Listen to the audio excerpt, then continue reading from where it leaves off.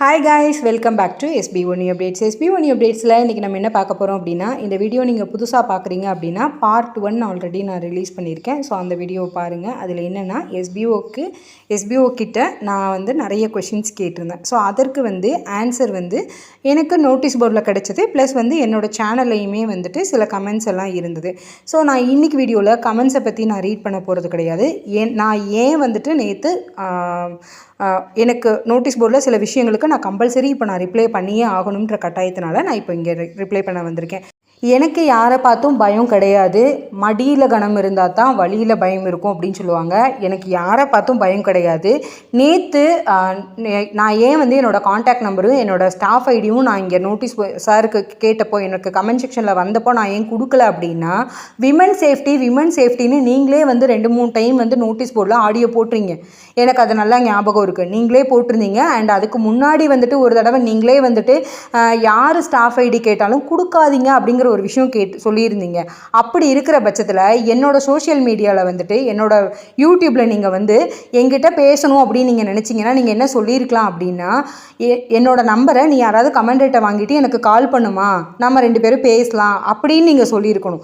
அதை விட்டுட்டு உன் ஸ்டாஃப் ஐடி கொடு, உன் ஃபோன் நம்பர் கொடுன்னு என்னோட கமெண்ட் செக்ஷனில் நீங்கள் கேட்குறீங்க அப்படின்னா, அந்த கமெண்ட் செக்ஷனில் நான் கமெண்ட்டுக்கு ரிப்ளை பண்ணுறேன் அப்படின்னா அதை எத்தனை பேர் பார்ப்பாங்க? அதை மிஸ்யூஸ் பண்ணுறதுக்கு பாசிபிலிட்டி இருக்கா இல்லையா? நீங்களே சொல்லுங்கள்.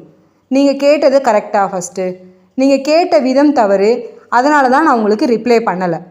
ஓகேங்களா? இதற்காக நீங்கள் நான் பயந்துட்டுருக்கேன் அப்படிலாம் நீங்கள் நினைக்க வேண்டாம் சார். எனக்கு பயம்லாம் கிடையாது. எனக்கு என்ன பயம்? நான் என்ன தப்பு பண்ணேன்?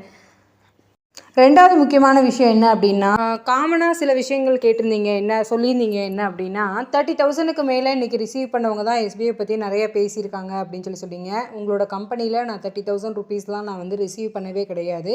நீங்கள் அந்த மாதிரி ஏதாவது ப்ரூஃப் இருந்தது, இப்போ வின்னரசின்ற ஐடிக்கு 30,000 நீங்கள் பே பண்ண மாதிரி ப்ரூஃப் இருந்ததுன்னா தாராளமாக நீங்கள் ஷேர் பண்ணுங்கள். அண்ட் இன்னொரு முக்கியமான விஷயம் என்ன அப்படின்னா, அப்படியே இப்போ நான் என்னோட ஐடிக்கு நான் டோட்டலாகவே ஓவராலாக SBOவில் நான் ஏர்ன் பண்ண அமௌண்ட் எவ்வளோன்னா ஒரு 5,100க்குள்ளே தான் இருக்கும். அதுக்கு மேலெலாம் நான் ஏர்ன் பண்ணலை. ஸோ அப்படியே நான் அந்த 5,100 ருபீஸ் நான் ஏர்ன் பண்ணியிருந்தாலுமே அதில் என்ன தப்பு இருக்குது? நீங்கள் கொடுக்குறேன்னு சொன்ன காசு தானே, நான் ஒர்க் பண்ண காசு தானே. நிறைய பேர் கேட்குறீங்க, 10 மினிட்ஸு 5 மினிட்ஸ் ஒர்க்குக்கெலாம் 200 400 யார் கொடுப்பா, எந்த கம்பெனி கொடுத்துட்ருக்கு சொல்லுங்கள் அப்படின்னு கேட்குறீங்க. நாங்கள் கேட்கலையே, நீங்கள் கொடுக்குறேன்னு சொன்னதை நம்பி தானே நாங்கள் எல்லோரும் உள்ளே வந்தோம். அண்ட் அடுத்தது முக்கியமான இன்னொரு விஷயம் என்ன அப்படின்னா, SBOக்காக என்ன பண்ணீங்க அப்படின்னு நீங்கள் கேட்குறீங்கல்ல. ஃபஸ்ட்டு இந்த வின்னரசி அப்படிங்கிறவங்க யார் அப்படின்னு உங்களோட கமெண்டர்ஸ் குரூப்லேயே நீங்கள் கேளுங்க. இந்த வின்னரசி இதே SBOக்காக, இதே SBO பீப்புளுக்காக, இதே SBOக்காக எத்தனை இடங்களில் குரல் கொடுத்துருக்கா, எத்தனை பேருக்கு சப்போர்ட் பண்ணியிருக்காங்க, எத்தனை பேருக்கு நிறைய விஷயங்கள் கற்றுக் கொடுத்துருக்காங்க அப்படிங்கிறதெல்லாம் உங்களுக்கு கண்டிப்பாக தெரியும். கண்டிப்பாக நீங்கள் அதை கேளுங்க. அண்ட் அது மட்டும் இல்லாமல் இப்போ வரைக்குமே என்னோட குரல் நிறைய யூடியூப் சேனலில் நிறைய பேருக்கு கைட் பண்ணுற விதமாக தான் அமைஞ்சிருக்குமே தவிர நெகட்டிவாக எந்த இடத்துலையும் அமைஞ்சிருக்கிறதுக்கான பாசிபிலிட்டியே கிடையாது. நீங்கள் சொன்ன விஷயத்தை, நீங்கள் பண்ணுறேன்னு சொன்ன விஷயத்தை தான் நாங்கள் கேட்குறோம். அப்படி நான் கேட்டனால இன்றைக்கி நான் ஒரு மிகப்பெரிய அகெயின்ஸ்ட்டு SBOக்கு ரொம்ப கேள்வி கேட்குற அகெயின்ஸ்டாக இருக்கக்கூடிய ஒரு பர்சனாக மாறிட்டேன். நோ ப்ராப்ளம், எனக்கு அதை பற்றி கவலை இல்லை.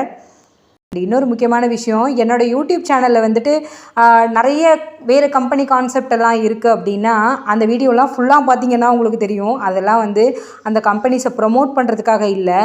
சப்போஸ் இந்த மாதிரி கம்பெனியில் நீங்கள் போய் சிக்கிட்டீங்க அப்படின்னா 1093 அப்படிங்கிற சைபர் கிரைமுக்கு கால் பண்ணுங்கள். உங்களோட சேஃப்டியை பாருங்கள், மணியை சேவ் பண்ணி வைங்க, தேவையில்லாமல் கண்ட கம்பெனியில் இன்வெஸ்ட்மெண்ட் பண்ணாதீங்க அப்படிங்கிற மாதிரி பீப்புளை ப்ரொடெக்ட் பண்ணுற மாதிரியான விஷயங்கள் தான் என்னோடய யூடியூப் சேனலில் இருக்குமே தவிர எந்த கம்பெனிக்கும் சப்போர்ட் பண்ணி என்னோடய சேனலில் வீடியோஸ் இருக்காது. இந்த விஷயங்களுமே நான் எங்கேருந்து கற்றுக்கிட்டேன் அப்படின்னா, நோட்டீஸ் போர்டில் நீங்கள் நிறைய இடங்களில் நிறைய கம்பெனிகளை பற்றி சொல்லும் பொழுது நான் போய் அனலைஸ் பண்ணுவேன். அந்த கம்பெனிஸ் எல்லாம் எப்படி, அவங்க பிளான்ஸ் எல்லாம் எப்படி, இதெல்லாம் வச்சு தான் நான் என்ன பண்ணுவேன் அப்படின்னா வீடியோஸ் போடுவேன். இதுவுமே ஒரு அவேர்னஸ் வீடியோவாக தான் நான் என்னோட சேனலில் போட்டிருக்கேனே தவிர இந்த யூடியூப் சேனல் மூலியமாக நான் ஒரு ரெஃபரல் கூட எடுத்து நான் இது வரைக்கும் பணம் ₹1 கூட நான் சம்பாரித்தது கிடையாது. உங்களால் முடிஞ்சதுன்னா அதை நீங்கள் எங்கேயாவது ப்ரூஃப் பண்ணுங்கள். ரூபா கூட என்னோடய யூடியூப் சேனல் மூலியமாக நான் ஒருத்தரை ரெஃபர் பண்ணேன், யூடியூப் சேனல்லேருந்து ரெஃபர் பண்ணி நான் ரூபாய் இன்கம் ஏர்ன் பண்ணேன் அப்படின்னு எதுவும் கிடையாது. என் யூடியூப் சேனல் மூலியமாக எனக்கு ஒருத்தர் ஜாயின் பண்ணி என்னால் அவங்க வந்து ஃபெயிலியர் ஆயிட்டாங்க அப்படிங்கிற மாதிரியும் யாரும் கிடையாது அப்படிங்கிறதையும் இந்த இடத்துல நான் தெளிவாக பதிவு பண்ணிக்கிறேன். அண்ட் இன்னொரு விஷயம் என்ன அப்படின்னா, நோட்டீஸ் போர்டை நான் வந்து கிளியராக நிறைய பேர் கேட்குறதில்ல அப்படிங்கிறதும் காமனாக சொல்லியிருந்தீங்க. நான் நோட்டீஸ் போர்டை எந்த அளவுக்கு லிசன் பண்ணுறேன் அப்படிங்கிற விஷயத்தை வந்து தாராளமாக என்னோட பழைய வீடியோஸில் நீங்கள் போய் செக் பண்ணி பார்க்கலாம். நீங்கள் சொல்கிற ஒவ்வொரு விஷயத்தையும் நோட்ஸ் போட்டு உட்காந்து எழுதி பென் பேனா வச்சு எழுதி நான் அதை வச்சு தான் வீடியோ போடுவேன் அப்படிங்கிறதையும் நான் பலரோட யூடியூப் சேனல்லையும் நான் பதிவு பண்ணியிருக்கேன். ஒரு 2 பேர் என்னோட 2 பேரும் 3 பேர் மட்டும்தான் வந்து நெகட்டிவ் கமெண்ட்டு, அதாவது அந்த வீடியோவுக்கு அது நெகட்டிவ் கமெண்ட், ஓகேங்களா? அதாவது எஸ்பிஓக்கு பாசிட்டிவ் கமெண்ட்டு, இந்த வீடியோவுக்கு அது நெகட்டிவ் கமெண்ட். என்னென்னா ஸ்டாஃப் ஐடியும் ஃபோன் நம்பரும் கேட்டால் கொடுக்க வேண்டியதானே, பேச வேண்டியதானே அப்படின்னு கேட்குறீங்கள. நான் அவங்களெல்லாம் ஒன்று கேட்குறேன், நோட்டீஸ் போர்டு ஆடியோ ஃபஸ்ட்டு நீங்கள் ஒழுங்காக கேட்டிருக்கீங்களா? விமன் சேஃப்டி அப்படின்ற ஒரு விஷயத்தை பற்றி சங்கர் சார் நோட்டீஸ் போர்டில் சொல்லியிருக்காரு. அண்ட் அதுக்கு முன்னாடியே ஒரு டைம் வந்துட்டு போன வருஷம் நவம்பர் மாதத்தில் வந்துட்டு ஸ்டாஃப் ஐடி ஃபோன் நம்பர்லாம் கேட்டால் கொடுக்காதீங்க அப்படிங்கிற மாதிரிலாம் ஒரு விஷயம் சொல்லியிருந்தார். ஞாபகம் இருக்குங்களா உங்களுக்குலாம்? நீங்களாம் கேட்டிருந்தீங்கன்னா உங்களுக்கு ஞாபகம் இருந்திருக்கும் கண்டிப்பாக. ஏன்னா நீங்கள் வந்து கேட்கலன்னு நினைக்கிறேன், கொடுக்காதீங்க அப்படின்ற ஒரு விஷயம் கொடுத்துருந்தாரு. என்னோடய பொது ஸ்தலத்தில் வந்து யூடியூப்பில் வந்து கேட்கும் பொழுது நான் கொடுத்தேன் அப்படின்னா எனக்கு மிஸ்யூஸ் ஆகிறதுக்கான பாசிபிலிட்டி இருக்குது. ஸோ அதனால் என்னோடய சேஃப்டி பார்த்து தான் நான் கொடுக்கலையே தவிர எனக்கு யாருக்கு பார்த்தும் பயம் கிடையாது. முதல்ல நோட்டீஸ் போர்டு ஆடியோவை நீங்கள் எல்லோரும் கமெண்ட் பண்ணுறீங்கல்ல, அவங்க வந்து லிசன் பண்ணிவிட்டு கமெண்ட் பண்ணுங்கள். ஓகே, இது வந்து எனக்கு சொல்லணும்னு தோணுச்சு, அதனால் நான் சொன்னேன். இதில் ஏதாவது குற்றம் குறை இருப்பின் தாராளமாக கமெண்ட் பண்ணுங்கள். மீண்டும் அடுத்த வீடியோவில் சந்திக்கலாம். நன்றி, வணக்கம்.